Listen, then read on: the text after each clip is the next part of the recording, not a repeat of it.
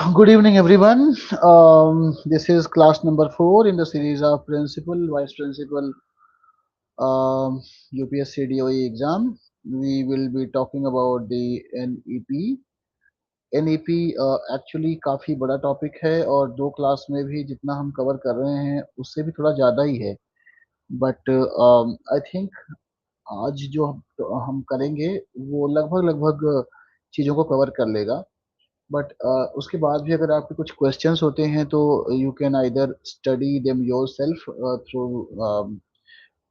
Online और offline modes, या अगर आपके कुछ क्वेश्चंस फिर भी रह जाते हैं तो you can send the questions to me in the group, and in the next class in the beginning वो मैं क्वेश्चंस को ले लूँगा. Shashi Kumar sir, Pallavi ma'am, everybody good evening. और लोग ज्वाइन करते रहेंगे. Let me share the screen with you. Is my voice audible to everyone?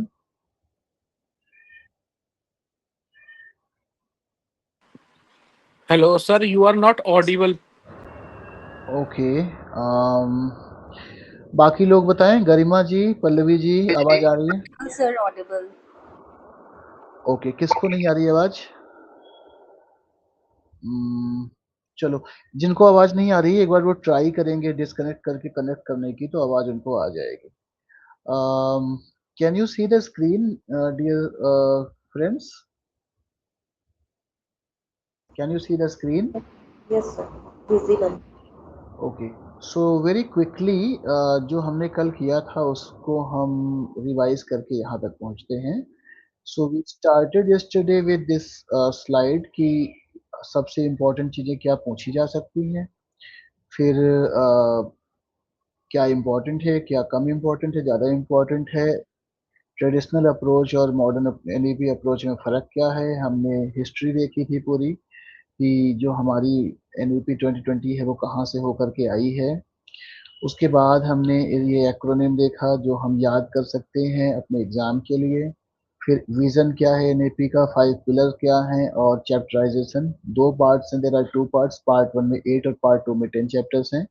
और हमने डिसाइड किया था कि जो पार्ट 1 है जो स्कूल एजुकेशन के बारे में है वो ज़्यादा इम्पोर्टेंट है क्योंकि हम स्कूल एजुकेशन का एग्जाम दे रहे हैं, है ना. अब अगर हम आगे बढ़ते हैं तो हमने बात किया था कि पार्ट 1 में 8 चैप्टर्स हैं और ये 8 चैप्टर्स हैं जो हमें बता रहे हैं कि क्या क्या किस चैप्टर में क्या है. और देन सबसे इम्पोर्टेंट टॉपिक जो आपका था 5+3+3+4, ये हमने एक्सप्लेन किया था जो चैप्टर 4 का पार्ट है. आगे बढ़े तो इसके पीछे लॉजिक क्या है. चैप्टर 9 to 18 जो हायर एजुकेशन का है वो हमने स्किप किया है क्योंकि वो हमारे लिए इम्पोर्टेंट नहीं है. ये कॉन्सेप्ट्स कुछ इम्पोर्टेंट हैं. इसके बाद हमने चैप्टर वाइज देखा था चैप्टर 1 2 3 4 में, और चैप्टर 4 में हमने उसके जो पार्ट्स हैं 4.1 4.2 4.3 4.4, और जो 4.4 है वो 5+3+3+4 है जो हम पहले कर चुके हैं. तो वो हो गया. वेल 4.6 7 8 ये हम कर चुके थे और हम यहाँ पर पहुंचे हुए थे. Assessment, reform, what NEP wants to change. अगर मुझे सही से याद है तो हम इसी स्लाइड पर थे. Can someone confirm it? कल की क्लास में तो काफी लोग थे. गरिमा जी आप थी और बाकी लोग भी थे. Can you confirm? यहीं पे थे ना? ओके. अगर यहाँ पे नहीं थे तो कोई बता दो, वैसे हम यहीं पे थे मुझे याद है. तो आगे बढ़े. Should we continue now? Please someone speak. Should we continue? Yes, sir. All right. So now ये these are the key points कि एनईपी जो चेंज करना चाहता है. ये just give me a minute, I have to do something. I'll have to just cut off this WhatsApp because it's making lots of noise. Okay. Yeah. Right. So what does NAP want to do? Right. NAP wants to change what? Key points. ये points जो 5 points हैं ये important हैं. और कभी कभी आपको ये लग सकता है कि जो हम एनएपी में बात कर रहे हैं बहुत थियोरेटिकल हैं या बहुत ही आदर्शवादी हैं, बट ऐसा है नहीं. हर एक बात जो कही गई है वो प्रैक्टिकल अप्रोच से सोच समझ करके कही गई है. तो आपको ये बिल्कुल मान के चलना है कि एनईपी में जो भी लिखा गया है वो एक्चुअली डुएबल है. यानी उस पर काफी बातें की गई हैं. So if you look at this point number 1, it says assessment should measure learning outcomes and competencies, not recall alone. ये तो बहुत क्लियर सी बात है कि बच्चे ने एप्लीकेशन याद करके लिख दिया या बच्चा एप्लीकेशन लिख लेता है, दोनों में फर्क है. Assessment should be regular, formative and supportive. यानी हमारा जो असेसमेंट है उसको लेने के बाद हम बच्चे को बुला के डांटे ना, बल्कि ये देखें कि असेसमेंट से बच्चा सीख कितना रहा है. सो असेसमेंट रेगुलर होना चाहिए और बार मतलब ऐसा हो जो सिखाए. Assessment should be a method of teaching. Students should receive feedback that helps them improve. Or Excuse me, sir, your voice is dropping. okay, Your voice is dropping. is it dropping to others also?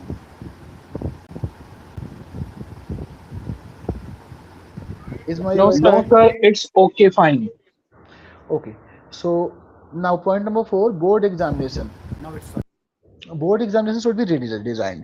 NEP कहता है कि जो board exam है उसका pressure बहुत ज्यादा हो जाता है और बच्चे उसको हैंडल नहीं कर पाते और कभी कभी उसकी वजह से बहुत सारी घटनाएं होती हैं. तो एनईपी ने प्रपोज किया कि बोर्ड एग्जाम को दो बार कर दिया जाए और सीबीएसई जल्दी ही शायद उन्होंने 2 बार करने का अनाउंसमेंट कर भी दिया है या करने ही वाले हैं. तो हमारा जो बोर्ड एग्जाम सिंगल होता है वो डबल हो जाएगा. उसमें चेंज करने के लिए उस बातें किया है जिससे साइकोलॉजिकल इम्पैक्ट कम हो एनईपी उसका बोर्ड एग्जाम का. और एक और point, assessment reform is linked to curriculum reform, है ना. तो हम जो असेसमेंट में परिवर्तन लाना चाहते हैं उसको उस परिवर्तन को लाने के लिए हम करिकुलम में भी अकॉर्डिंगली चेंज करेंगे. Teaching changes when assessment changes. जैसे अगर आप देखें तो हमने पिछले 2 साल में सीबीएसई में कॉम्पिटेंसी बेस्ड क्वेश्चंस की बात की. तो आप क्लासरूम में जब जाते हैं पढ़ाने तो अब आप नॉर्मल क्वेश्चंस की जगह हर एक चैप्टर पे 1 या 2 कॉम्पिटेंसी बेस्ड क्वेश्चंस करवाते हैं. ये हमने प्रैक्टिकली करके देखा है. असेसमेंट से ही जुड़ा हुआ एक मुद्दा जो चैप्टर 4 में ही आ रहे हैं, ये सारे पॉइंट्स याद रखिएगा. एक national assessment centre, the national assessment centre बनाने की बात की गई जिसका नाम परख उन्होंने रखा. और परख का जो फुल फॉर्म है वो याद रखना है.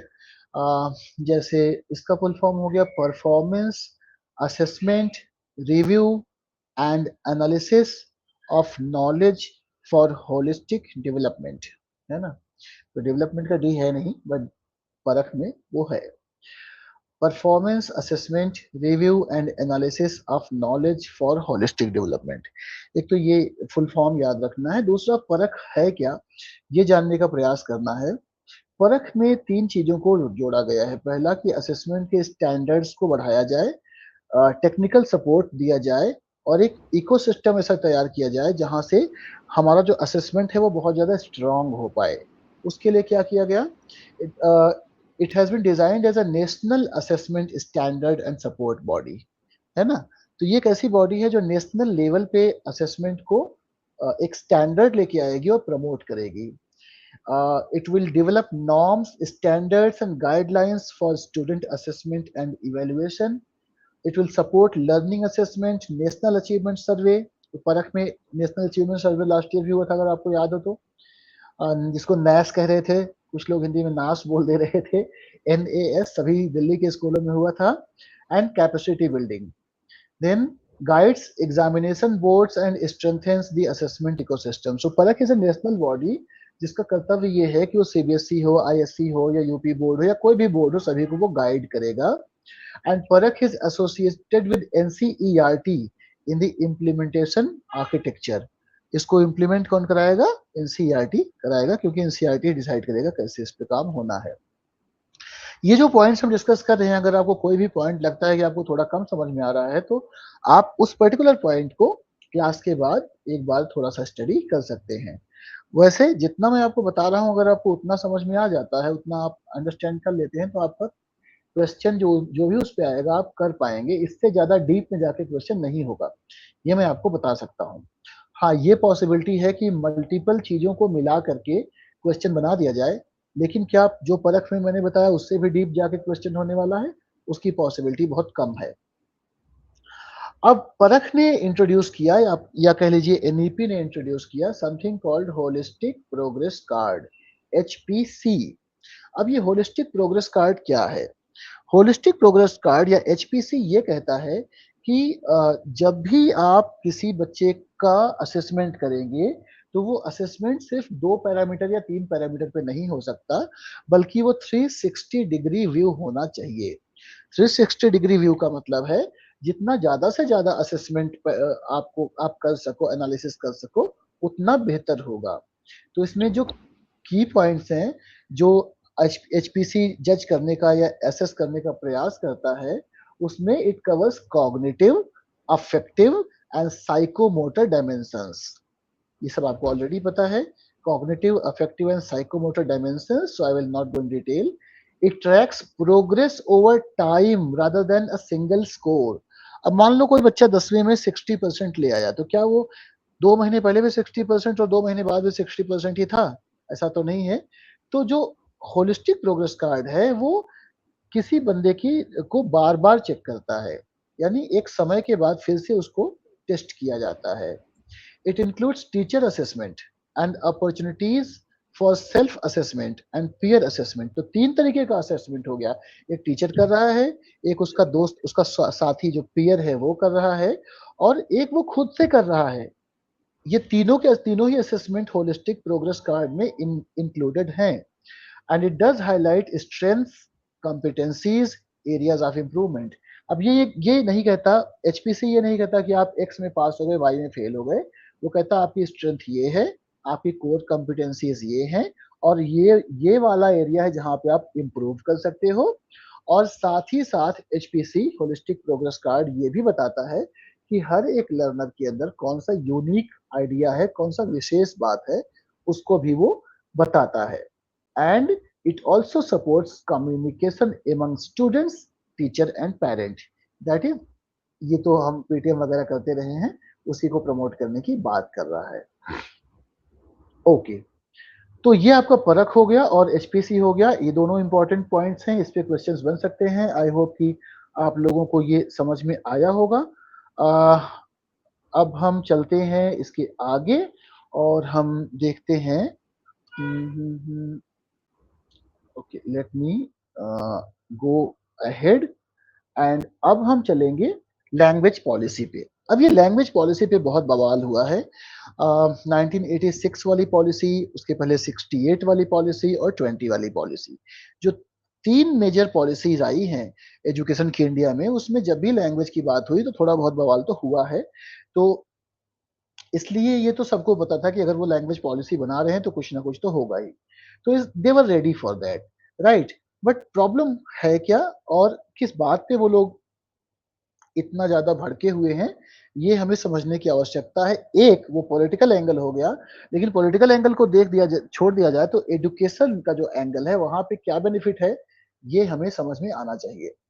अगर आप देखेंगे जो पहले की पॉलिसी थी तो 3 लैंग्वेज फार्मूला की बात करती है, जो ऑलरेडी एग्जिस्ट कर रही थी, और वो implementation varied across states and school system.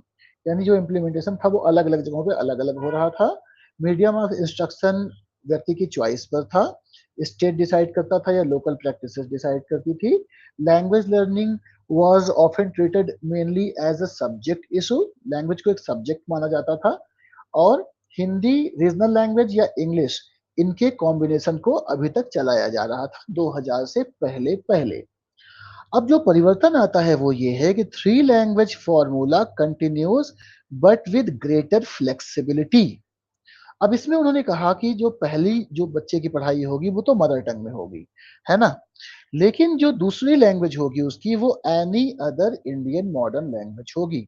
Any other Indian modern language में कोई भी, मान लो हिंदी वाला बच्चा है तो वो तमिल, तेलुगु कुछ भी सीख सकता है, राइट, या इंग्लिश। और जो थर्ड लैंग्वेज होगी उसको भी उन्होंने कहा कि वो इंग्लिश होगी या एनी अदर मॉडर्न लैंग्वेज होगी। सो बेसिकली जो प्रयास है गवर्नमेंट का वो ये करने का है कि बच्चा अपनी मातृभाषा के अलावा इंग्लिश सीख जाए, और अगर पॉसिबल हो तो हिंदी या कोई भी एक ऐसी मॉडर्न लैंग्वेज सीख जाए जो इंडिया की हो। साथ ही अगर कोई बच्चा फॉरेन लैंग्वेज सीखना चाहता है तो वो एक फॉरेन लैंग्वेज भी ले ले।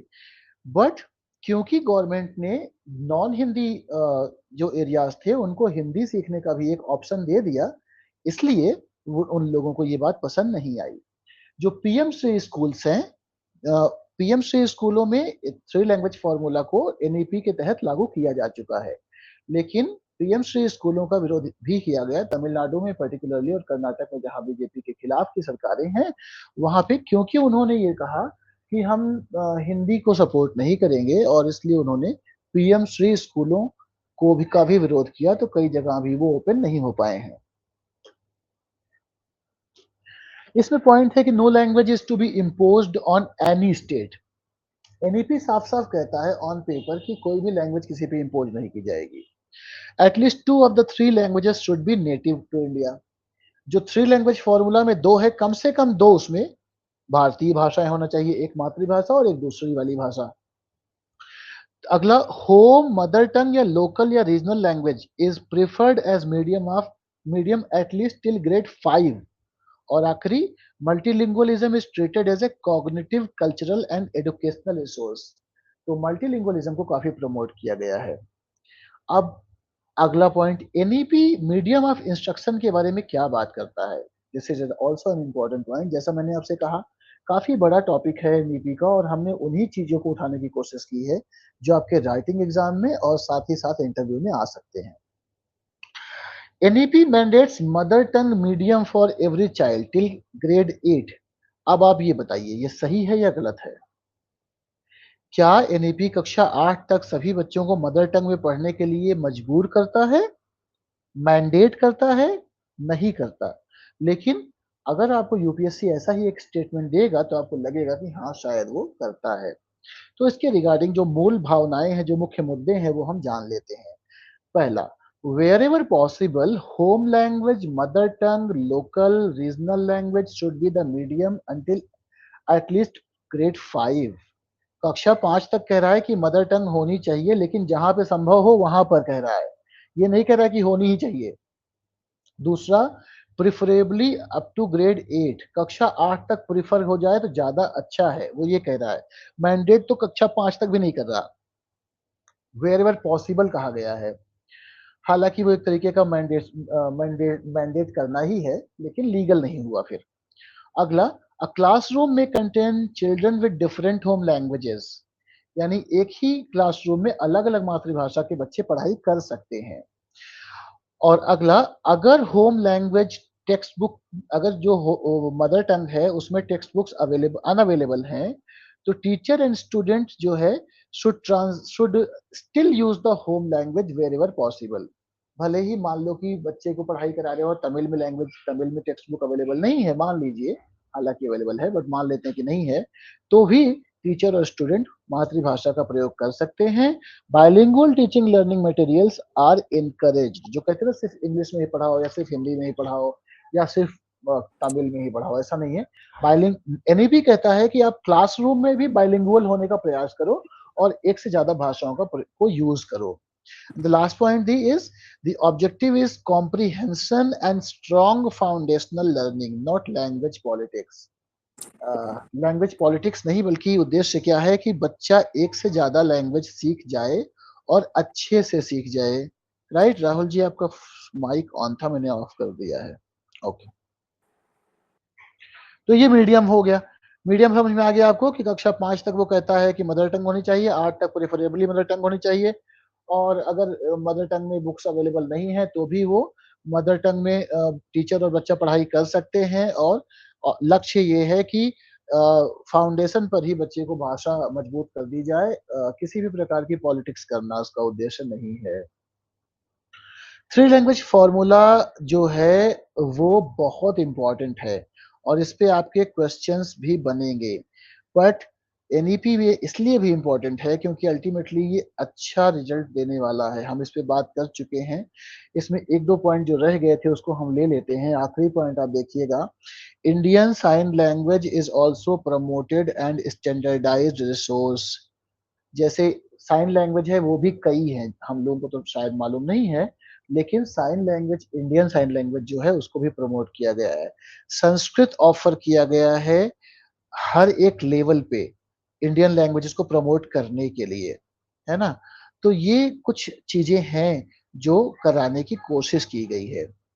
ये चैप्टर 4 हो गया आपका। चैप्टर 4 सबसे इम्पोर्टेंट है एनईपी का। अगर आप कोई भी चैप्टर पढ़ने का डिसाइड करें पर्सनली, तो आप चैप्टर 4 डिसाइड करिएगा, है ना।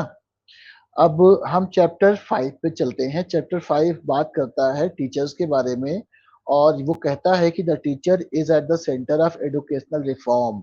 आप सारे रिफॉर्म कर डालो, कुछ भी कर डालो, लेकिन अल्टीमेटली करवाएगा कौन? टीचर, है ना।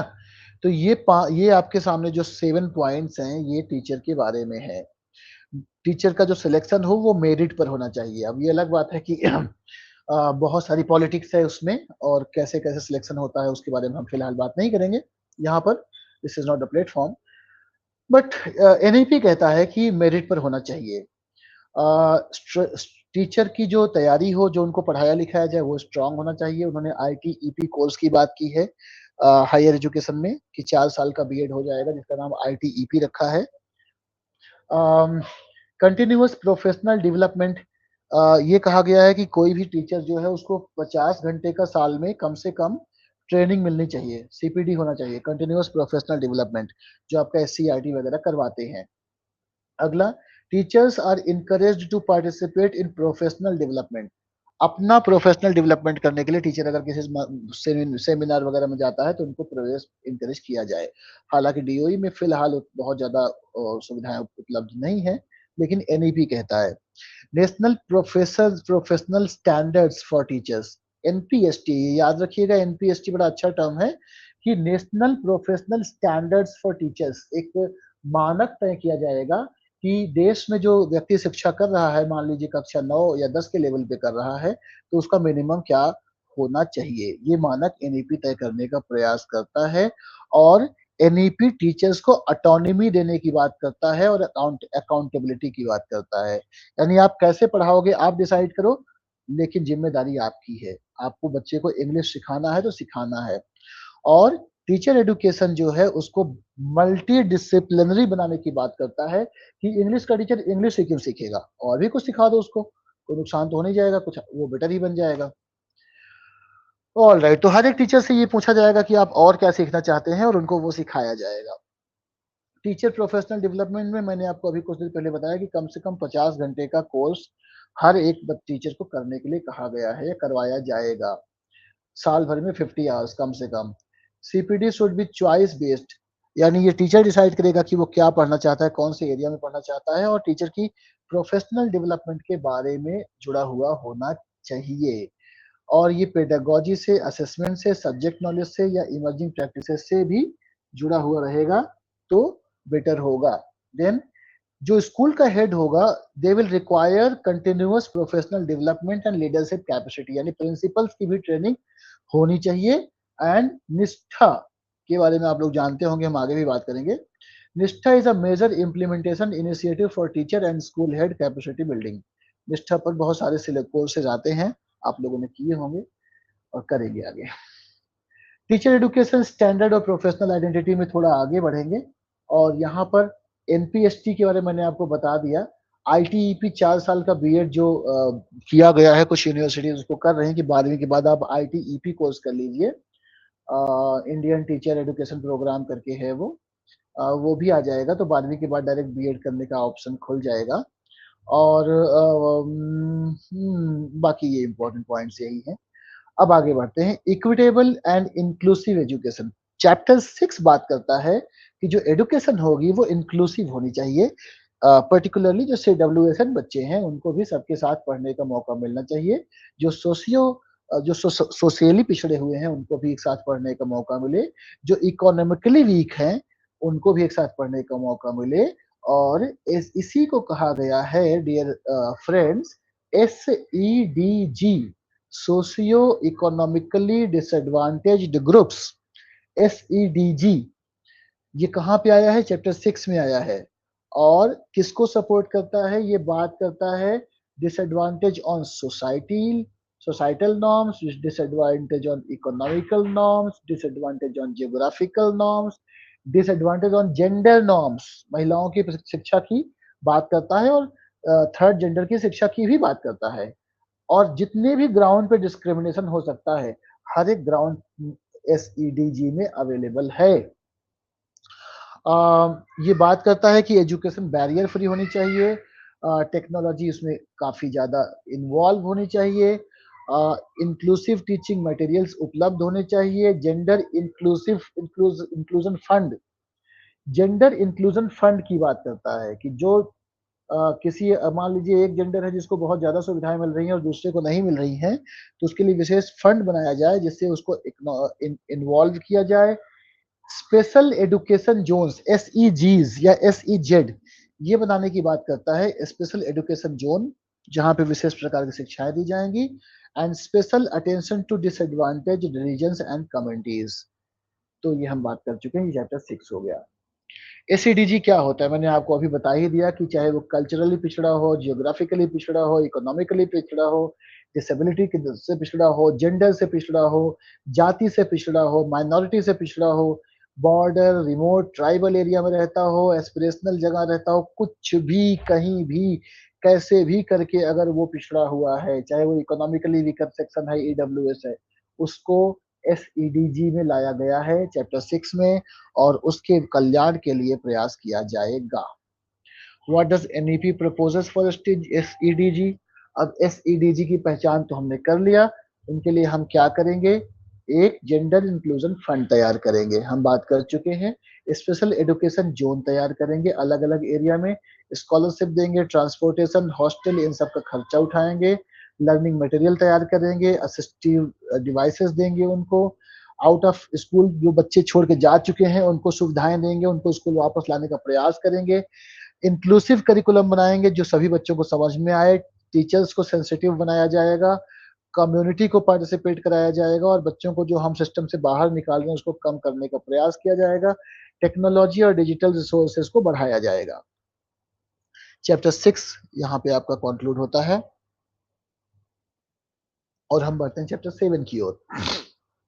चैप्टर 7 में बात करता है, instead of every school working completely in isolation, all the schools should work in one group. Chapter 7 कहता है कि भाई ये जो स्कूल अगल बगल हैं या दूर दूर हैं, 1-2 किलोमीटर पे हैं या 200 मीटर पे हैं, इनको अलग अलग स्कूल मानना ही नहीं है, सारे एक ही स्कूल हैं, और जितने रिसोर्सेज हैं वो सारे एक साथ हैं।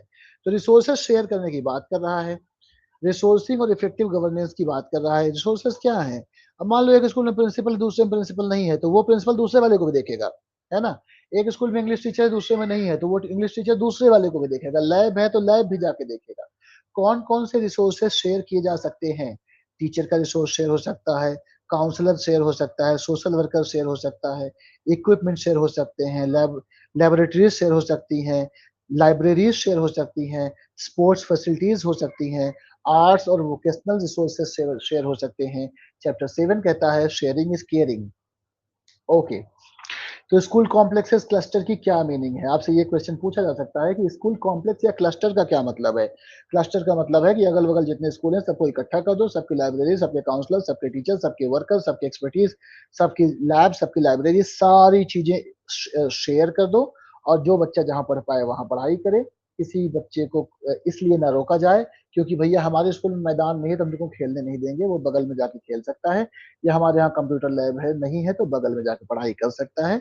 NEP इसको प्रपोज करता है और इसीलिए कहता है बियॉन्ड रिसोर्स शेयरिंग, यानी रिसोर्स शेयरिंग के बियॉन्ड जाता है ये। ओके, स्कूल गवर्नेंस और लीडरशिप की बात करते हैं। यहाँ पे बहुत बड़ा रोल आता है जो आपके इंटरव्यू के लिए इंपॉर्टेंट है, ये चैप्टर आपके इंटरव्यू में बहुत ज्यादा इंपॉर्टेंट होने वाला है। सो इट सेज कि for principal and vice principal governance is not paper work, it is school improvement. अब अगर मान लो आप कल को प्रिंसिपल बन गए, वाइस प्रिंसिपल बन गए, है ना, और आप हेड ऑफ स्कूल बन गए, और आप बोलो मेरा तो सारा पेपर वर्क बढ़िया है, सब कुछ तैयार है अच्छे से, तो क्या आप अच्छे प्रिंसिपल थोड़ी ना हो। ऐसे बहुत प्रिंसिपल बन गए हैं लास्ट वाले में जो स्कूल में कोई इंप्रूवमेंट ला ही नहीं पाए, पेपर वर्क कर रहे हैं। तो आपको एक्चुअली क्या करना पड़ेगा, स्कूल में इंप्रूवमेंट लाना है भाई, कैसे आएगा। स्कूल में इंप्रूवमेंट लाने के लिए स्कूल मैनेजमेंट कमेटी को साथ में लीजिए और देखिए कमियां क्या हैं, उनको दूर करने का प्रयास करिए, जिम्मेदारी फिक्स करिए, कमी है तो इसका जिम्मेदार कौन है और कैसे दूर होगा। स्कूल डेवलपमेंट प्लान करिए SMC के साथ, स्कूल का गोल रखिए, रिसोर्सेज रखिए, इंप्रूवमेंट की प्रायोरिटीज, इंप्रूवमेंट को अपना प्रायोरिटी दीजिए, अपने स्कूल में लीडर्स को क्रिएट करिए, student leader, teacher leader, culture leader, इन सबको क्रिएट करिए। गवर्नेंस में लोगों को लाइए, टीचर्स को ऑटोनॉमी दीजिए, अकाउंटेबिलिटी दीजिए। स्कूल कॉम्प्लेक्सेस जो हैं उनको एकेडमिक के साथ साथ स्पोर्ट्स का सपोर्ट प्रदान करिए। और एनएपी में जो भी बातें बताई गई हैं उनको पढ़िए, समझिए और एक रिस्पॉन्सिबल प्रिंसिपल बनने का प्रयास करिए। चैप्टर 7 के अंतर्गत गवर्नेंस की बात होती है। गवर्नेंस पे क्वेश्चन आता है। ओके, गवर्नेंस पे क्वेश्चन है। Okay, continuing now. Dilka ma'am is very happy it seems. Let's go ahead. Chapter 8 standards. Chapter 8 मैंने कहा था पार्ट 1 में 8 चैप्टर्स हैं, तो आपका आखिरी चैप्टर है जो चैप्टर 8 है पार्ट 1 का। ये कहता है कि standard setting accreditation for school education. School में स्टैंडर्ड्स क्या होंगे, मानक क्या होंगे, है ना, पहला। दूसरा, स्कूल की मान्यताएं क्या होंगी, हिंदी में कहें तो मानक और मान्यताएं, है ना। क्या स्टैंडर्ड होगा और क्या एक्रेडिटेशन होगा, इसके बारे में बात करता है ये। तो आप देखेंगे तो 4 की पॉइंट्स हैं जो चैप्टर 8 बात करता है। पहला वो कहता है स्टैंडर्ड्स और क्वालिटी। इस स्कूल के स्टैंडर्ड को फिक्स किया जाएगा। वो कौन करेगा, वो SSSA करेगा। ये SSSA क्या है, इसका फुल फॉर्म है state school standards authority. SSSA का है स्टेट स्कूल स्टैंडर्ड्स अथॉरिटी। ये एक स्टेट लेवल बॉडी है जो पब्लिक अकाउंटेबिलिटी सुनिश्चित करती है कि अगर राज्य पैसा दे रहा है तो SSS डिसाइड करेगा कि स्कूल का स्टैंडर्ड अच्छे से मेंटेन हो। ठीक है। दूसरा, रेगुलेशन की बात करता है, और ये रेगुलेशन की बात करता है SCERT आपका। Are schools complying with required norms, क्या वो रिक्वायर्ड नॉर्म्स को कंप्लीट कर रहे हैं। इसके लिए एक और संस्था है जिसका नाम है SQAAF, ये बनाई गई है, इसको याद रखिएगा आप लोग। SQAAF, इस पर भी क्वेश्चन आ सकता है। School quality assessment and accreditation framework, SQAAF का है school quality assessment and accreditation framework. ये जो है स्कूल की क्वालिटी को चेक करता है, उसके असेसमेंट को और एक्रेडिटेशन को चेक करता है। साथ ही SCERT आप सबको पता है, state council of educational research and training. Diet, BRC और CRC वगैरह ये सब आपको ऑलरेडी पता है। एक्रेडिटेशन हो गया और एकेडमिक सपोर्ट हो गया। तो ये चैप्टर 8 इन 4 बातों के बारे में बात करता है, आपको पता होना चाहिए। 4 पार्ट रेगुलेटरी आर्किटेक्चर, यानी स्कूल को रेगुलेट करने के लिए 4 भागों में बांटा गया है। पहला स्टैंडर्ड, दूसरा रेगुलेशन, तीसरा एक्रेडिटेशन और चौथा एकेडमिक सपोर्ट। स्टैंडर्ड सेटिंग जो है उसमें ये डिसाइड किया जाएगा कि स्कूल का स्टैंडर्ड हाई हो, जो मानक है उस पर हो। रेगुलेशन में ये देखा जाएगा कि स्कूल जो नियम बनाए गए उनका पालन करता हो। एक्रेडिटेशन में ये देखा जाएगा कि स्कूल की मान्यता हो किसी भी उचित संस्था से। और एकेडमिक सपोर्ट में ये देखा जाएगा कि स्कूल को उचित एकेडमिक सपोर्ट मिल रहा है या नहीं मिल रहा है। So do not mix up SSSA, SCERT, SQAAF, diet, BRC, CRC, ये सब याद रखिएगा आप लोग इसको ये मत समझिएगा कि एक ही है सब, चलो कुछ भी कर देंगे। तो चैप्टर 8 आपके मैंने कराया, और ये जो सामने आपके स्लाइड है ये 8 चैप्टर की समरी है। तो पहला चैप्टर आपका ECCE है, early childhood care and education. दूसरा चैप्टर FLN है, फाउंडेशनल लिटरेसी एंड न्यूमरेसी। तीसरा चैप्टर एक्सेस के बारे में बात कर रहा है। चौथा करिकुलम पेडागोजी के बारे में। पांचवा टीचर के बारे में। छठवां इक्विटी एंड इंक्लूजन के बारे में। सातवां गवर्नेंस के बारे में। आठवां स्टैंडर्ड्स और एक्रीडिटेशन के बारे में। अब हम थोड़ी सी बात उन पॉइंट्स पे कर लेते हैं प्रिय मित्रों, जो हमने बात की थी कि NEP के 2 पार्ट हैं, पार्ट 1 और पार्ट 2। पार्ट 1 तो हमने कवर कर लिया, लेकिन पार्ट 2 हम कवर नहीं करने वाले क्योंकि वो हायर एजुकेशन की बात करता है। लेकिन पार्ट 2 से 1-2 पॉइंट हैं जो मुझे लगता है कि शायद उन पे क्वेश्चन बन जाए, तो वो मैंने उठा लिए हैं, वो मैं आपको करवा देता हूँ। पार्ट 2 में चैप्टर 10 में ABC की बात हो रही है, एकेडमिक बैंक्स ऑफ क्रेडिट्स की बात हो रही है। याद रखिएगा ये सब हायर एजुकेशन से जुड़ा हुआ है। एकेडमिक बैंक ऑफ क्रेडिट्स ये कहता है कि अगर कोई व्यक्ति 1 साल के लिए पढ़ाई करता है, ग्रेजुएशन मान लीजिए BA किया उसने पहले साल, और फिर उसने 4 साल पढ़ाई छोड़ दी, तो उसका जो क्रेडिट होगा वो उसकी अपार ID में एक एकेडमिक बैंक ऑफ क्रेडिट में एबीसी में क्रेडिट हो जाएगा। जैसे अगर 500 रुपए किसी बैंक पर रख करके भूल जाएं तो 10 साल बाद भी वो 500 रुपए ब्याज लग के या एटीएम का पैसा कट के 100 200 400 500 रुपए बचा रहेगा। उसी तरीके से कहता है कि जो आपने पढ़ाई एक बार कर ली उसके बाद आप पढ़ाई छोड़ भी देते हैं तब भी वो चलता रहेगा। तो वो एकेडमिक बैंक ऑफ क्रेडिट यानी जितना भी आप पढ़ेंगे वो आपका उसमें इकट्ठा होता जाएगा। ये अपार आईडी में आपके होता है। और मल्टीपल एंट्री और एग्जिट की बात हो रही है कि जितने भी कोर्सेज हैं उसमें आप जब चाहे एंट्री कर लो जब चाहे एग्जिट कर लो, मतलब जब चाहे जैसा नहीं है, बट अगर आपने 4 साल का कोर्स लिया है तो आप पहले साल कर लोगे सर्टिफिकेट मिल जाएगा, दूसरे साल करोगे डिप्लोमा मिल जाएगा, तीसरे साल करोगे तो आपको अर्ली ग्रेजुएशन मिल जाएगा और 4 साल करोगे तो फुल ग्रेजुएशन मिल जाएगा। अगर आप कभी भी कोई कोर्स छोड़ना चाहो तो छोड़ सकते हो और किसी कोर्स में घुसना चाहो और आपके पास एलिजिबिलिटी है तो आप घुस भी सकते हो। इसलिए कोर्सेज को मल्टीपल एंट्री और एग्जिट दे दिया गया है। इसके अलावा चैप्टर 10 में ही बड़े इंपॉर्टेंट पॉइंट है अपार, आप सब जानते हो, मैं नहीं बताऊंगा, आप नहीं जानते तो देख लेना। एबीसी मैंने आपको बता दिया। नेशनल क्रेडिट फ्रेमवर्क एनसीआरएफ, इसको याद रखिएगा। नेशनल क्रेडिट फ्रेमवर्क क्या है? बेसिकली नेशनल क्रेडिट फ्रेमवर्क है कि आप जितना ज्यादा घंटे आप पढ़ाई करोगे वो सारे आपके कॉन्टैक्ट आवर्स आपके उसमें अकाउंट में इकट्ठा हो जाएंगे। मान लो आपने ग्रेजुएशन में 500 घंटा पढ़ा तो वो 500 घंटा इकट्ठा हो जाएगा, वो लिखा रहेगा उसमें। अगर आप लोग चाहो तो इसको अपार आईडी अपनी खुद बना करके लॉग इन करके देख लेना, वहां आपको सब दिख जाएगा। ऑल राइट, इसके अलावा जो हायर एजुकेशन वाला एरिया है उसमें कुछ प्रपोजल्स हैं। जैसे एक पहला प्रपोजल है HECI, ये कहता है कि higher education commission of India बनाया जाएगा, है ना। HECI बनाया जाएगा तो यूजीसी वगैरह को हटाया जाएगा। MERU ये क्या है, मैं थोड़ा सा भूल रहा हूँ तो लेट मी क्विकली चेक। ये MERU क्या है? MERU in NEP। Okay, all right, Meru, MERU, model public universities for holistic multidisciplinary education at par और IITs। No, what is the full form? Model for MERU full form. Full form.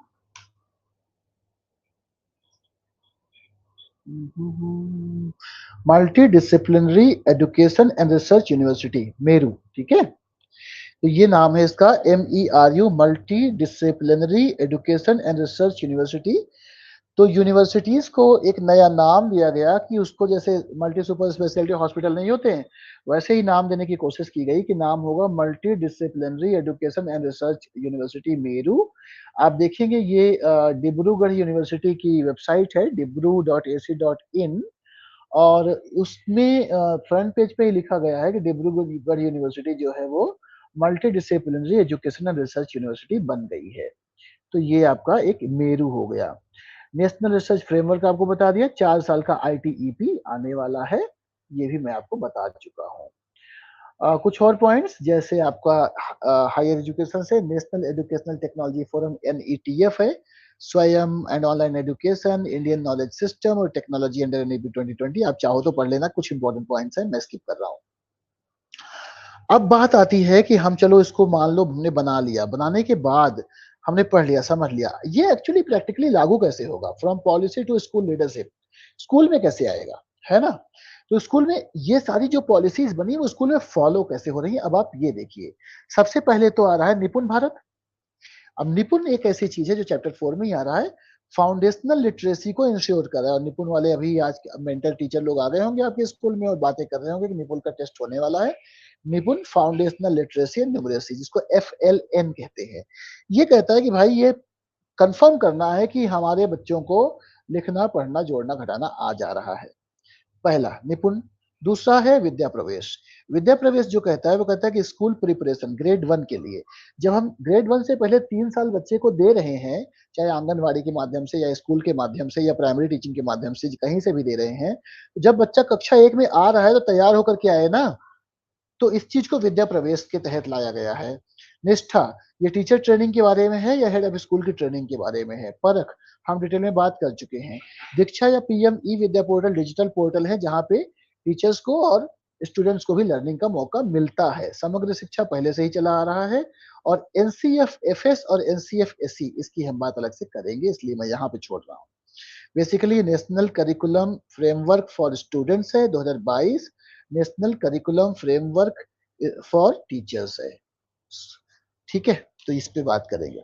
अब NCF और NEP, सबसे पहले हम बात करते हैं NCF की। नेशनल करिकुलम फ्रेमवर्क क्या है, और नेशनल करिकुलम फ्रेमवर्क जो है वो नेशनल एजुकेशन पॉलिसी में कैसे जुड़ा हुआ है, क्या करता है, इस पर क्वेश्चन होगा, और ये होता क्या है समझने की हमें आवश्यकता है। तो नेशनल करिकुलम फ्रेमवर्क और एनईपी में संबंध आप ये याद रखिए कि एनईपी एक पॉलिसी है और एनसीएफ जो है उसको फॉलो करवाने का तरीका है। आई रिपीट, एनईपी पॉलिसी है और नेशनल करिकुलम फ्रेमवर्क उसको एक्चुएट करने का, एग्जीक्यूट करने का एक तरीका है। ठीक है, ये आप दिमाग में रख लीजिए। आगे एनईपी 2020 कहता है कि it provides the policy vision and principles. NCF क्या करता है? NCF for foundational stage. अब देखिए एनसीएफ दो है ना, एनसीएफ एफएस है और एनसीएफ एसई है। एक तो एक फाउंडेशनल स्टेज पे हो गया और एक और स्कूल एजुकेशन में हो गया। NCF for foundational stage operationalises the foundational stage curricular approach, यानी फाउंडेशनल स्टेज पर जो हमारा पाठ्यक्रम होगा उसमें क्या चीजें होंगी और क्या नहीं होंगी, उनके बारे में एक डायरेक्शन देता है एनसीएफ एफएस, माफ करिएगा। और जो स्कूल लेवल पर करिकुलम होगा उसमें क्या इंक्लूड होगा, क्या इंक्लूड नहीं होगा, उसके बारे में डायरेक्शन देता है, या उसका स्टैंडर्ड क्या होगा उसके बारे में डायरेक्शन देता है कौन? NCF AC. इसमें हमारे करिकुलर गोल्स बताए गए हैं, कौन सी कॉम्पिटेंसीज कौन सी एज में और कौन सी क्लास में आ जानी चाहिए ये बताया गया है। लर्निंग आउटकम्स क्या होंगे, पेडागोजिकल अप्रोच क्या होगा, ये सारी बातें बताई गई हैं। और इसके अलावा teacher and school leaders translate this frameworks into classroom practices. अब नेशनल एजुकेशन पॉलिसी आ गई और उसका छोटा बच्चा आपका national curriculum framework for foundational stage आ गया, उसी का भाई national curriculum framework for school education आ गया। ये सब उठा करके उन्होंने स्कूल को दे दिया और कहा चलो अब इसको अब अप्लाई करो। अप्लाई करने का काम किस पे आ गया? टीचर और हेड ऑफ स्कूल के ऊपर। ठीक है, चलो आगे चलते हैं। एनईपी को इम्प्लीमेंट करने का काम किसका है? भाई प्रिंसिपल तो करता ही करता है, आप लोग प्रिंसिपल बन जाओगे तो करोगे ही करोगे, टीचर भी करता ही है, लेकिन और भी लोगों का है। मिनिस्ट्री और स्टेट का काम है कि वो पॉलिसी, स्कीम और सिस्टम का सपोर्ट दे। एनसीईआरटी एससीईआरटी का काम है कि वो गाइडेंस दे, करिकुलम बनाए। परख का काम है कि वो असेसमेंट का तरीका बताए। डाइट बीआरसी सीआरसी काम है कि वो टीचर और स्कूल लेवल एकेडमिक सपोर्ट दे। स्कूल कॉम्प्लेक्स का काम है कि वो कोलाबोरेशन और रिसोर्स शेयरिंग कराए। प्रिंसिपल और टीचर्स का काम है कि वो इम्प्लीमेंट करें इन पॉलिसीज को। और एसएमसी और कम्युनिटी और पेरेंट्स का काम है कि वो इसमें पार्टिसिपेट करें और जिम्मेदारी उठाएं। अब एनईपी 2020 और आरटी 2009 इन दोनों को अगर जोड़ दिया जाए तो क्या बनेगा, है ना? क्या बनेगा? मैंने आपको पहले राइट टू एजुकेशन पढ़ाया था, 2009 वाला डिटेल में पढ़ा चुका हूँ, और मैं आपको एनईपी 2020 आज पढ़ा रहा हूँ, है ना? तो सबसे पहले जब आप दोनों को जोड़ेंगे तो आपको दिखाई देगा कि एलिमेंट्री एजुकेशन हो या अटेंडेंस हो या एलिमेंट्री स्टेज पर एक्सेस हो एजुकेशन का, नॉर्म्स और स्टैंडर्ड्स जो एनईपी जो आरटीई बात करता है, टीचर से संबंधित जो नॉर्म्स हैं, एसएमसी की नॉर्म्स हैं, वो सारी सारी नॉर्म्स बेसिकली फॉलो एनईपी 2020 करवा रहा है। तो दोनों डॉक्यूमेंट्स एक तरीके से म्यूचुअली एक दूसरे को प्रमोट कर रहे हैं या म्यूचुअली एक दूसरे को आगे बढ़ा रहे हैं, है ना? ओके, आगे बढ़ते हैं। The principal as NEP implementation leader. अब जो प्रिंसिपल है आपका, वो क्या करता है? वो एनईपी इम्प्लीमेंट करने का लीडर है। ठीक है, उसका रोल क्या है ये देखिए। मैं इसको थोड़ा सा बता के स्किप करूंगा। चाहे एसएमसी हो, चाहे एसईडीजी हो, चाहे सीडब्ल्यूएसएन हो, चाहे सीपीडी हो, हर एक जगह प्रिंसिपल का रोल कहीं ना कहीं आ जाता है। आप स्लाइड पढ़ लेना, आपको समझ में आ जाएगा, मैं इसको स्किप कर रहा हूँ। अगर आप प्रिंसिपल हैं तो आप एक्चुअली क्या करेंगे, है ना? ये भी आप पढ़ लेना। So I am just skipping it, आप यू कैन डू इट। अगर आप लोगों को आवश्यकता होगी तो मैं आपको स्लाइड भेज दूंगा, अगर आपको लगता है कि काम है तो। अगर आपका यहाँ से काम चल जाता है तो very good. But if I share it with you, do not share it with others, just use it for yourself. Okay, NEP 2020 कहता है high ill terms and numbers. इसमें सबसे इंपॉर्टेंट क्या पॉइंट्स हैं ये सब बता चुका हूं मैं, ये रिवीजन है इसलिए इसको आगे छोड़ता हूं मैं। और आगे बढ़ते हैं और हम पहुंच जाते हैं मेजर टारगेट्स पे। अब हम बात कर रहे हैं कि एनईपी ने क्या सोचा था और क्या हो गया, क्या हुआ या नहीं हुआ, है ना। वो कौन सा गाना था कि क्या से क्या हो गया।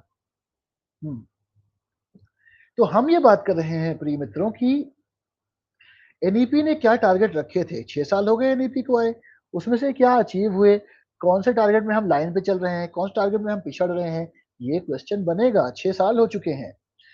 एनईपी ने 2025 में टारगेट रखा था कि फाउंडेशनल लिटरेसी और न्यूमरेसी, इसके बारे में एक टारगेट रखा गया था 2025 का। और ये कहा गया था कि फाउंडेशनल लिटरेसी एंड न्यूमरेसी हम सभी के अंदर ले आएंगे। 2030 का टारगेट है, याद रखिएगा, मैं आपको बता दूं, ये वाली लाइन देखिएगा। 2030 का टारगेट है कि 100% निपुण सर्टिफाइड कर देना है सारे स्कूलों को, यानी हर एक बच्चे को पढ़ना लिखना और जोड़ना घटाना आ जाएगा। तो ये 2030 का टारगेट है। 2025 में इसका स्टेटस ये है, मैं अभी एक एक करके बात करूंगा, फिलहाल मैं आपको बता रहा हूँ टारगेट क्या क्या है, इनकी हम इंडिविजुअल बातें भी करेंगे। वोकेशनल एक्सपोजर का टारगेट रखा गया कि 50% लोगों को कम से कम वोकेशनल एक्सपोजर 2025 तक दे देना है। Universal access to quality early education care and early childhood care and education को 2030 तक करवा देना है। School education access 100% GER, GER क्या होता है कोई बताएगा? Gross enrolment ratio. Wonderful, thank you. Gross enrolment ratio यानी 2030 तक हर एक बच्चे को स्कूल में ले आना है, सेकेंडरी लेवल तक, है ना। और 2025 तक 35 तक एनईपी कहता है कि 2035 तक हायर एजुकेशन में कम से कम 50% का ग्रॉस एनरोलमेंट रेशियो प्राप्त करना है। यानी जो लोग हायर एजुकेशन के लायक हैं उसमें से कम 50% लोग जरूर प्राप्त कर लें। और लॉन्ग टर्म में एनईपी कहता है कि the policy calls for public investment in education. कहता है कि देखो सरकार तो सारे पैसे नहीं लगा पाएगी, सरकार तो भाई 6% जीडीपी का खर्चा करे जरूरी तो है नहीं। तो कहता है कि जो जीडीपी का कम से कम 6% खर्चा होगा, बहुत इंपॉर्टेंट बात है याद रखना, जीडीपी का कम से कम 6% खर्चा करेगी सरकार शिक्षा पर। लेकिन वो 6% सिर्फ सरकारी पब्लिक फंड से नहीं आएगा, उसमें जो हमारा प्राइवेट यूनिवर्सिटीज सॉरी प्राइवेट संस्थाएं हैं वहां से भी इन्वेस्टमेंट लिया जाएगा। 6% का टारगेट है लॉन्ग टर्म में। अब हम एक एक की बात कर लेते हैं कि स्टेटस क्या है। फाउंडेशनल लिटरेसी एंड न्यूमरेसी का 2025 का टारगेट रखा गया था। 2025 के टारगेट में यह कहा गया कि every child should attain foundational literacy and numeracy. Status क्या है? Implementation is strong, target achievement is still a learning outcome question. तो अब बात यह है कि टारगेट अचीव हुआ या नहीं हुआ, ये अभी तक डिसाइड नहीं हुआ है। लेकिन हाँ, ये कहा गया था कि 25 तक प्राप्त कर लेंगे। लगभग लगभग प्राप्त हुआ है, लेकिन पूरा प्राप्त हो गया है ऐसा कोई साक्ष्य उपलब्ध नहीं है। निपुण भारत को 5 जुलाई 2021 को लॉन्च किया गया था। डेट याद रखना 5 जुलाई 2021, हालांकि डेट ना पूछे तो अच्छा है, बट फिर भी दिमाग में तो रहना ही चाहिए। करंट मिशन ऑफ इम्प्लीमेंटेशन तो 21-22 में किया गया, 26-27 में किया गया, है ना। ग्रेड 3 अभी चालू है। और फिलहाल निपुण भारत के बारे में आप इसके बारे में और पढ़ लेना। अगला, early childhood care and education का लक्ष्य था 2030 तक कि universal quality education, universal ECC दिया जाएगा 2026 तक, दिया 2030 तक दिया जाएगा। लेकिन अभी 2026 चल रहा है, 4 साल बचे हुए हैं, तो हम ये नहीं कह सकते कि ये जो टारगेट है ये फेल हो गया है, ये प्रोसेस में है। बाकी ये कैसे दिया जाएगा? आंगनवाड़ी के थ्रू, बाल वाटिका के थ्रू, या विभिन्न अन्य संस्थाओं के द्वारा दिया जाएगा। तो ये ईसीसी वाला अभी लक्ष्य प्रोसेस में है। वोकेशनल एजुकेशन को 50% करने के लिए कहा गया था 2025 में, कि 2025 में हम वोकेशनल एजुकेशन को 50% कर देंगे, ऐसा टारगेट था। हुआ क्या? Major expansion has occurred, but the 50% national exposure target should not be declared achieved without comparable national evidence। पर इसमें डेवलपमेंट हुई है, आगे हम बढ़े हैं, कोई डाउट नहीं, बिल्कुल बढ़े हैं। पर क्या हम 50% प्राप्त कर चुके हैं, इसका डेटा हमारे पास नहीं है। याद रखिएगा आप लोग, डेटा नहीं है, इसलिए हम इसको नहीं कह सकते। आपके इंटरव्यू में भी ये पूछा सकता है कि जो पॉइंट्स लिखे गए हैं आप पढ़ लीजिएगा और तैयार कर लीजिएगा। मैं आप लोगों पे भरोसा कर रहा हूँ थोड़ा सा, इसलिए मैं कुछ स्किप कर रहा हूँ क्योंकि हमें बहुत से टॉपिक्स करने हैं। ओके, 2030 तक यूनिवर्सल स्कूल एक्सेस दिया जाएगा, 100% जीईआर होगा प्री स्कूल में through secondary level. Gross enrolment ratio 100% दे दिया जाएगा, ऐसा टारगेट है 2030 तक का, और अभी ये प्रोसेस में है। तो फिर इसको करने के तरीके क्या है? यूडाइस प्लस को एक्टिवेट किया गया, आपको पता है 24-25 में हर एक बच्चे को ट्रैक किया जा रहा है, बच्चा कहाँ गया, क्यों गया, कैसे गया, है ना। इंफ्रास्ट्रक्चर, रिटेंशन, ट्रांजिशन, इन सब पे काम किया जा रहा है। अब एक और टारगेट था कि टीचर को साल भर में कम से कम 50 घंटे की ट्रेनिंग दी जाएगी, 50 आवर्स एवरी ईयर सीपीडी दिया जाएगा, और ये एनुअल टारगेट है, तो इसका कोई लक्ष्य तो है नहीं। अब इसमें प्रयास बहुत किए गए हैं, आपको पता है ट्रेनिंग बढ़ी है, लेकिन इस साल ट्रेनिंग कम हो रही है क्योंकि जनगणना भी चल रही है और एसआईआर भी चल रहा है। बट इसमें निष्ठा, दीक्षा, ये सब इन्वॉल्व हैं, तो सारा मिलाकर के 50 घंटे करने का टारगेट है, और लगभग शायद हो ही जाता होगा मुझे लगता है। हालांकि डेटा हमारे पास नहीं है, तो अगर हमसे पूछा जाता है कि क्या ये अचीव हुआ या नहीं हुआ, तो हमारा आंसर होगा the data in this field is yet to be available. चलो, असेसमेंट रिफॉर्म, परख की बात कर लेते हैं, है ना। असेसमेंट रिफॉर्म हमने क्या टारगेट रखा 2020 में? क्या टारगेट था कि कॉम्पिटेंसी बेस्ड असेसमेंट करेंगे, रोट मेमोराइजेशन को कम करेंगे, परख को ले आएंगे, हॉलिस्टिक प्रोग्रेस कार्ड को लाएंगे, बोर्ड एग्जाम को डबल कर देंगे। ये हमने तय किया था। हमने किया क्या? परख एस्टेब्लिश हो गया, एनसीएफएसी मैंने आपको बता दिया, कॉम्पिटेंसी ओरिएंटेड असेसमेंट शुरू हो गया है, हॉलिस्टिक जो कार्ड है वो अभी बना नहीं है, बन रहा है, और greater emphasis on learning outcome पे आ चुका है। बाकी जो है वो आगे का लक्ष्य है, आगे का विचार है। अब चलते हैं आगे लैंग्वेज पॉलिसी पे। इस पे हम बातें कर ही चुके हैं, तो हम 3 लैंग्वेज फार्मूला वगैरह तो फिलहाल छोड़ देते हैं। कितना अचीव हुआ है ये आप सबको पता है, आप लोग देख लेना स्लाइड, आपको आइडिया लग जाएगा। अब ये पॉइंट मैं पहले एक्सप्लेन कर चुका हूं कि ये लक्ष्य रखा गया है लॉन्ग टर्म में कि जीडीपी का 6% जो है वो एडुकेशन पे खर्चा होगा, है ना। तो आज एक बड़ी अच्छी सी कहानी सुनी, आपको जल्दी से बता देता हूँ। जब सर क्लेमेंट एटली इंग्लैंड के प्रधानमंत्री बने, तो और उस समय इंडिया आजाद हुआ था और इंग्लैंड की हालत बड़ी बुरी थी, तो कहा गया कि शिक्षा पर बजट को कम कर देते हैं। तो जो उनके वित्त मंत्री थे, नाम भूल रहा हूँ, उन्होंने कहा कि हम शिक्षा पे जो बजट है उसको कम नहीं करेंगे, 6% ही रखेंगे, क्योंकि जो शिक्षा है वो बजट में वो एक्सपेंडिचर नहीं है, बल्कि इन्वेस्टमेंट इन फ्यूचर है ना। तो किसी भी देश को शिक्षा का बजट काफी हाई रखना चाहिए। तो ये कहता है कि प्राइवेट पार्टनरशिप करेंगे, उसके साथ 6% पहुंच जाएंगे। ठीक है, नॉट बैड अगर ऐसा कर लेते हैं तो। आगे, हायर एजुकेशन में 50% 2035 तक करने का लक्ष्य है, अभी प्राप्त नहीं हुआ है। Multiple entry, multiple exit, academic bank of credit, अपार, इन सब के द्वारा प्राप्त करने का प्रयास किया जा रहा है।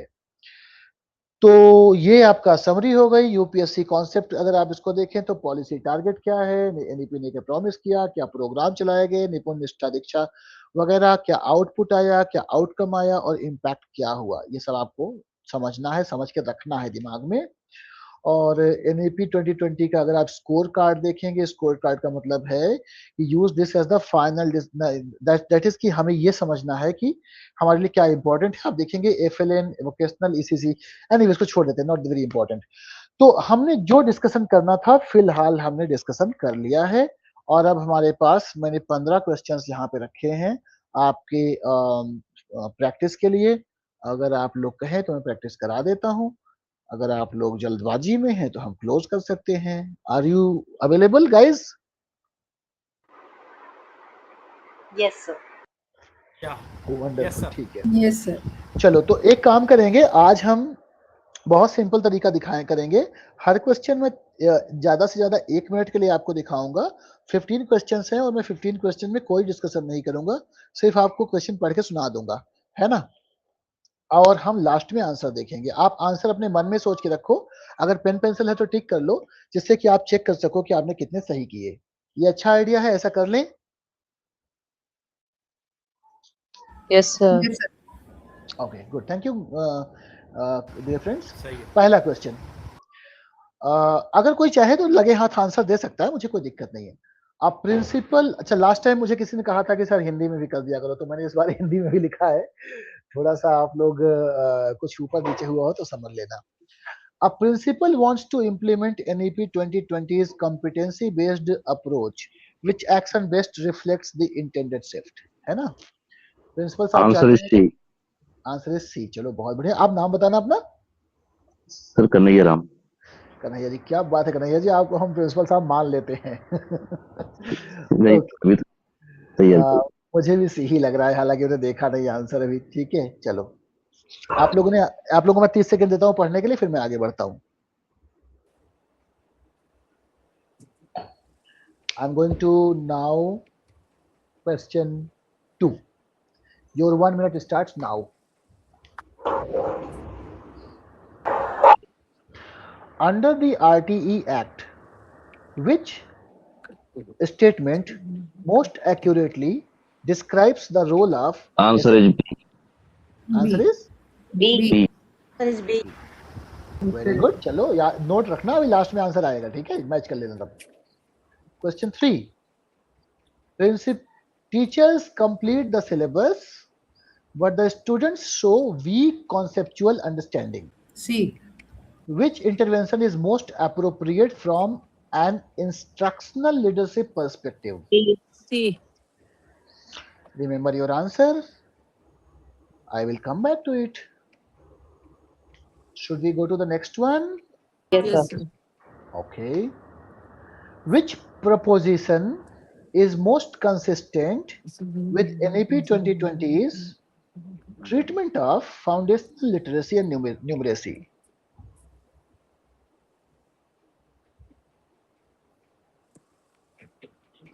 बी। B. Okay. चलो आगे चलते हैं फिर। Is everyone done? Yes Yes, sir. अच्छा, किसी को लग रहा है हम बहुत तेज भाग रहे हैं तो रोक लेना, है ना, जिससे कि आपको भी आ जाए। प्रिंसिपल सबको बनना है, 2 ही 4 को नहीं बनना है। सर एक्चुअली ना आंसर सब ना दें, हम लोग अपना अपना नोट करते फिर हम चेक करेंगे। Yes, correct. चलो ऐसे कर लो, अगर कोई देना चाहे दे लो, कोई बात नहीं। नहीं सर, Number फिर 5. हमारा फिर क्लियर नहीं होता। चलो ठीक है, ओके। हाँ। A school introduces frequent low stakes quizzes, feedback cycles, portfolios, and competency based tasks. This approach most directly reflects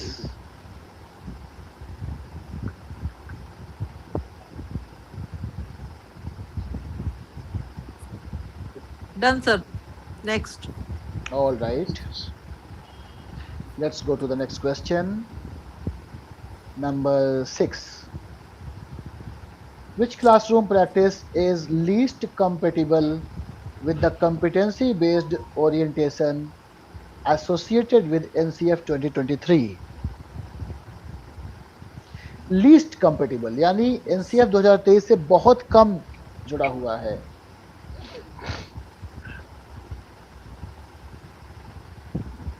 Done, sir. C. Okay, Done, sir. Number 7। एक प्रधानाचार्य देखते हैं कि दिव्यांग विद्यार्थी कक्षा में शारीरिक रूप से उपस्थित रहते हैं, लेकिन समूह गतिविधियों में बाहर रखे जाते हैं। प्रधानाचार्य की पहली नेतृत्वकारी प्रतिक्रिया क्या होनी चाहिए? Done, sir. डन। क्या बात है, मेरे तो सारे number 8। Which school level professional development model is most likely to produce sustained improvement in classroom practice? विद्यालय स्तर पर व्यावसायिक sir. विकास का कौन सा मॉडल Done. कक्षा शिक्षण में दीर्घकालिक सुधार लाने की सबसे अधिक संभावना रखता है? इसका तो आंसर भी लिखा हुआ है। चलो 9। A school development plan is most effective when it is primarily based on done sir. Done. क्या बात है। नेक्स्ट चलते हैं। Number 10, student attendance has fallen sharply in one grade. What should a principal do first? Done, sir. Done sir. Very good. 11, the holistic progress card envisaged under NAP 2020 is intended primarily to. Done, sir. Very good. Done. आगे चलते हैं। जिसका 15 में 15 सही होगा उसको एक chocolate मिलेगी। Okay, all right. Digital chocolate. नहीं भाई, एड्रेस दे देना, भेज देंगे यार, क्या बात कर रहे हो। Which delegation practice best demonstrates effective school administration? Done, sir. Okay. 13, two departments in a school disagree over allocation of a shared resource. Which response is most consistent with sound institutional leadership? Done, sir. Done. चलिए आगे। Second last, a principal provides additional academic support to students who have significant learning gaps while maintaining common learning expectations. This is best. Done sir. और एक दो लोग बोल दो done. Done, sir. Done. Okay, चलो last question. A school has excellent examination result but poor attendance, weak student engagement and minimal parent participation. Which conclusion is most defensible? Done, sir. All done? Yes, sir. चलो अब आगे बढ़ते हैं और answers देखते हैं। देखते हैं किसका 15 में 15 आता है। पहले का आंसर है सी। That's correct. ठीक है। हाँ जी। Yes, sir. दूसरे का आंसर है B.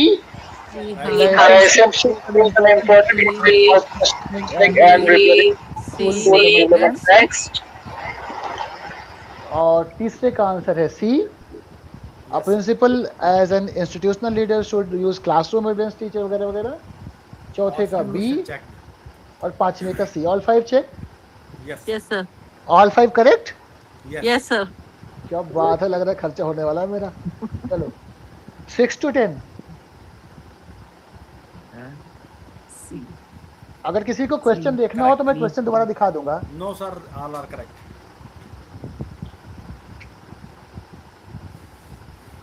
Sir. Done. Yes, done.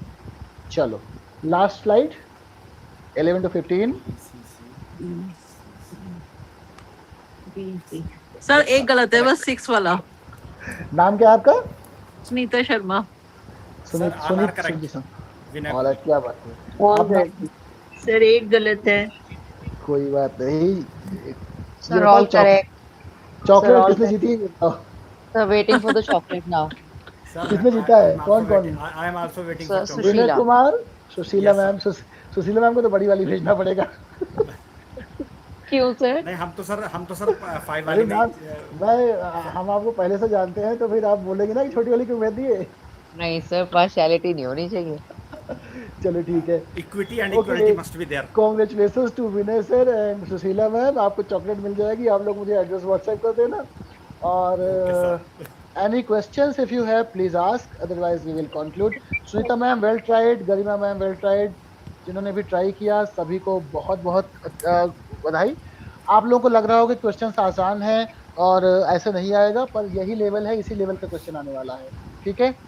ठीक है। और थोड़ा सा डिफिकल्ट हो सकता है, हो जाए कहीं पे, कहीं थोड़ा आसान हो जाए, बट एग्ज़ाम में जो प्रेशर होता है ना उसमें गलतियां होती हैं। तो हमने NAP 2020 को सक्सेसफुली कंप्लीट कर लिया है और क्वेश्चंस भी कर लिए हैं। बाकी एक बहुत अच्छी टेस्ट सीरीज़ है जो लॉन्च होने वाली है, मैं उसके बारे में आपको बताऊंगा। आप लोग चाहें तो उसको ज्वाइन कर लेना। मेरे एक फ्रेंड है, उन्होंने चलाई थी लास्ट, जब यूपी में असिस्टेंट प्रोफेसर क्या टेस्ट हुए थे तो उसमें उनके बहुत से बच्चे सेलेक्ट हुए थे। वो बनारस में प्रोफेसर हैं, तो वो शायद प्लान कर रहे हैं, तो मैं आपको डिटेल्स बताऊंगा। अगर आप लोग का मन करे तो कर लेना, इसको ये मत सोचो कि मैं कुछ कह रहा हूँ करने को, ठीक है? नहीं सर, मेरी प्लीज शेयर द डिटेल। मेरी साइड से जो मैं बता रहा हूँ वो सारा फ्री है। अब मेरी साइड से कभी किसी से कुछ चार्ज नहीं लिया जाएगा। ओके, ठीक है सर। चलो, कोई क्वेश्चन किसी का? सर ये हम सारे टॉपिक इसमें कवर कर लेंगे ना? पूरी जो आप उम्मीद करा रहे हैं। पूरी उम्मीद है कि कर लेंगे। Sir, excuse me, sir. हाँ बोलिए। Sir, question number 6 present कर दीजिए एक बार वापस से. Only this was incorrect. Sir मेरा भी क्वेश्चन नंबर 6 यस सर। 6 में आंसर क्या दिया है? I have given B. Sorry, A. Okay least Least था ना? हाँ, लीस्ट लिखा हुआ है। हाँ, इसीलिए जो है क्वेश्चन गलत हो गया है। हेलो, मैंने आपने रिपीट किया था लिस्ट, तो मैंने पकड़ लिया। मैंने लिस्ट पे साइज किया था। Using मैंने पकड़ लिया था सब।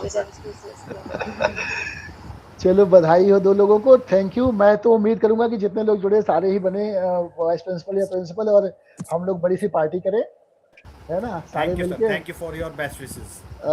Thank you everyone, have a good time, see you tomorrow. Tomorrow तो नहीं, कल मेरी बेटी का बर्थडे है, तो कल तो मैं बिजी रहूंगा। मोस्ट लाइकली परसों क्लास होगी, है ना? Wish happy birthday from all of us to the thank you everyone, thank you, have a good night, bye bye.